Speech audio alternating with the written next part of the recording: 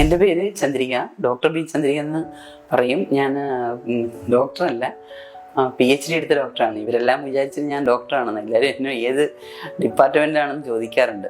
എനിക്ക് മൾട്ടിപ്പിൾ ഡൈവർട്ടിക്കുലൈറ്റിസ് എന്ന രോഗത്തിന് ചികിത്സയ്ക്ക് വേണ്ടി വന്നതാണ്. ഞാൻ സംസ്കൃത സർവകലാശാലയിൽ നിന്ന് 2020 റിട്ടയർ ആയതാണ്. അപ്പോൾ എനിക്ക് ഈ പ്രശ്നം വന്നത് 2021 തുടക്കം വന്നു. അപ്പം കുറച്ച് നാൾ ഇങ്ങനെ ഏറ്റവും ലാസ്റ്റിലാണ് അത് മാത്രമല്ല, വേറൊരു പ്രശ്നം കൂടെ ഉണ്ട്.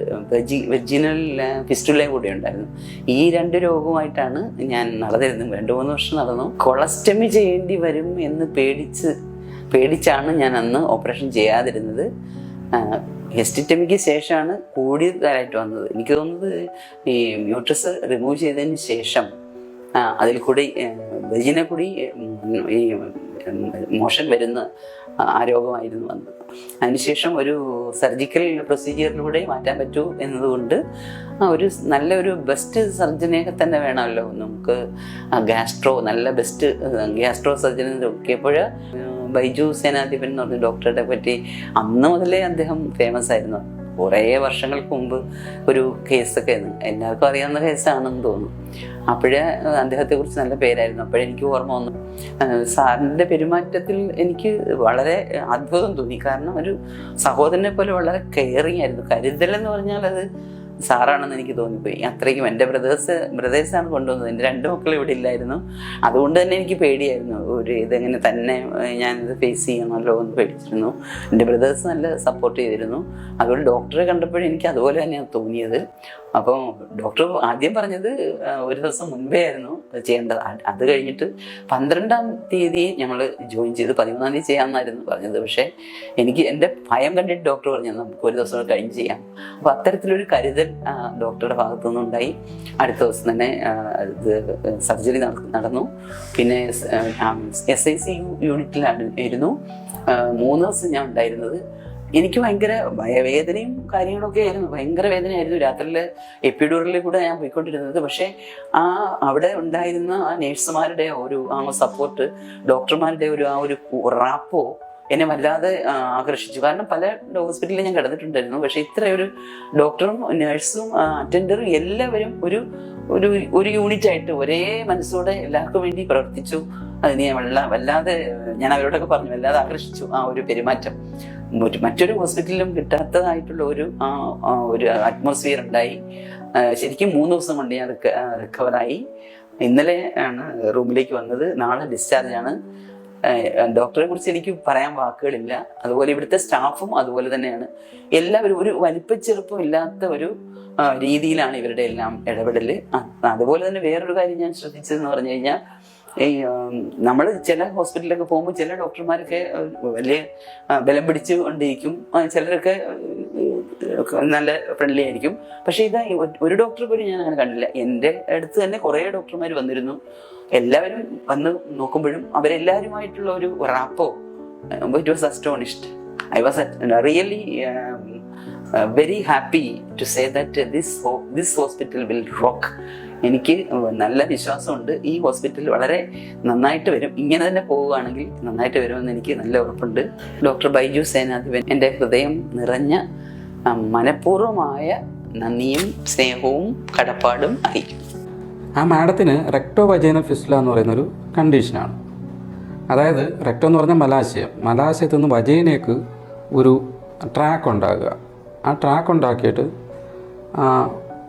മലാശയത്തിൽ ശേഖരിക്കപ്പെടുന്ന ഫീക്കൽ മാറ്റർ നമ്മൾ അറിവില്ലാതെ വജൈനയിലൂടെ ഇറങ്ങി അതുവഴി പുറത്തേക്ക് പോകുന്ന ഒരു അസുഖമായിരുന്നു റെക്ടോ വജൈനൽ ഫിസ്റ്റുല എന്ന് പറയും. അതെങ്ങനെ ഉണ്ടാകുന്നതെന്ന് ചോദിച്ചാൽ, ഡൈവർട്ടിക്കുലെ എന്ന് പറയുന്നൊരു അസുഖമുണ്ട്. അതായത് വൻകുടലിൻ്റെ പേശികളിൽ ഉണ്ടാകുന്ന വിള്ളലുകളെയാണ് ഡൈവർട്ടിക്കുലെ എന്ന് പറയുന്നത്.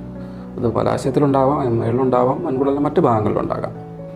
അപ്പോൾ ആ വിള്ളലുകൾക്ക് ഡൈവർട്ടിക്കുലെ എന്നാണ് പറയുന്നത്.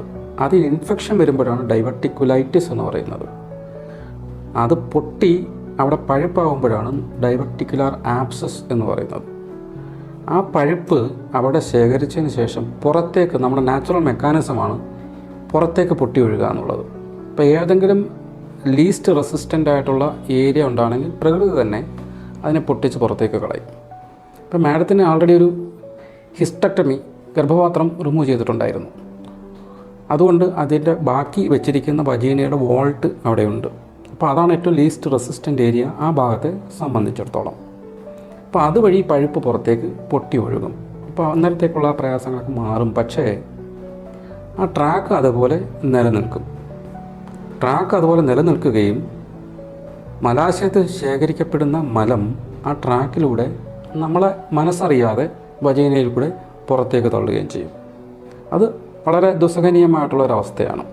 നമ്മൾ യാത്ര ചെയ്യാനൊന്നും പറ്റാത്ത ഇങ്ങനെ വീട്ടിലിരിക്കേണ്ടി വരുന്ന ഒരവസ്ഥയാണത്. അപ്പോൾ അതിന് നമ്മൾ ഓപ്പറേഷൻ ചെയ്യുക എന്ന് പറഞ്ഞാൽ ഈ പൊട്ടിയ ഭാഗത്തെ അത്രയും കുടലിൻ്റെ ഭാഗം നമ്മൾ എടുത്തു മാറ്റും. അതുപോലെ തന്നെ ഭാവിയിൽ പൊട്ടാൻ സാധ്യതയുള്ള ഡൈവർട്ടിക്കലി ഉണ്ടെങ്കിൽ അതുൾപ്പെടെയുള്ള ഭാഗങ്ങളാണ് നമ്മൾ എടുത്തു മാറ്റുന്നത്. അതുപോലെ തന്നെ ഈ വജൈന വാട്ടിൽ ആ ദ്വാരമുണ്ടായ ഭാഗം നമ്മൾ കട്ട് ചെയ്ത് മാറ്റുകയും അവിടെ തുന്നിപ്പിടിപ്പിക്കുകയും ചെയ്യും.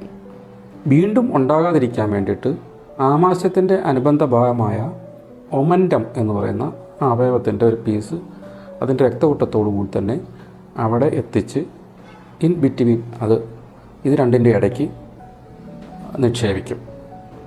അപ്പോൾ അത് വീണ്ടും കണക്ട് ചെയ്യാതിരിക്കാൻ വേണ്ടിയാണ് അത് ചെയ്യുന്നത്. പക്ഷേ ഈ എടുത്ത് കളഞ്ഞ മലാശയത്തിൻ്റെ ഭാഗം തിരിച്ച് കണക്ട് ചെയ്യുകയും അവിടെ വീണ്ടും താൽക്കാലികമായി മലം ശേഖരിക്കാതിരിക്കാൻ വേണ്ടിയിട്ട് നമ്മളൊരു കൊളോസ്റ്റമി ചെയ്യുകയും ചെയ്യും. ആ കൊളോസ്റ്റമി താൽക്കാലികമായിരിക്കും. ഒരു 6 ആഴ്ചയ്ക്ക് ശേഷം നമ്മൾ തിരിച്ചാക്കും. അങ്ങനെയാണ് സാധാരണ ഓപ്പറേഷൻ ചെയ്യാറ്. ഈ മാഡത്തിന് നമ്മൾ ചെയ്തത് ഇതെല്ലാം ചെയ്തു. അതെല്ലാം കീഹോൾ വഴിയാണ് ചെയ്തത്. ചെയ്യുക മാത്രമല്ല നമ്മൾ ഈ കൊളോസ്റ്റമി അവോയ്ഡ് ചെയ്യുകയും ചെയ്തു. അപ്പോൾ മലാശയത്തിൻ്റെ ഇത്രയും ഭാഗം കട്ട് ചെയ്തു. ഇനി വരാനിരിക്കുന്ന ഏതെങ്കിലും സാഹചര്യം ഉണ്ടെങ്കിൽ അതും കട്ട് ചെയ്ത് മാറ്റുകയും കൂട്ടി യോജിപ്പിക്കുകയും ചെയ്തു. ഒന്ന്, വജൈനൽ വാട്ടിലുള്ള ആ ദ്വാരം അടയ്ക്കുകയും അതിന് രണ്ടിടയ്ക്ക് ഒമൻറ്റത്തെ കൊണ്ട് വെക്കുകയും വീണ്ടും വരാതെ സൂക്ഷിക്കുകയും അതുപോലെ തന്നെ താൽക്കാലികമായിട്ടുള്ള ഈ കൊളോസ്റ്റമി എന്ന അവസ്ഥ ഇല്ലാതാക്കുകയും ചെയ്തു. ഇനി മാഡത്തിന് സുഖകരമായി ജീവിക്കാവുന്നതാണ്.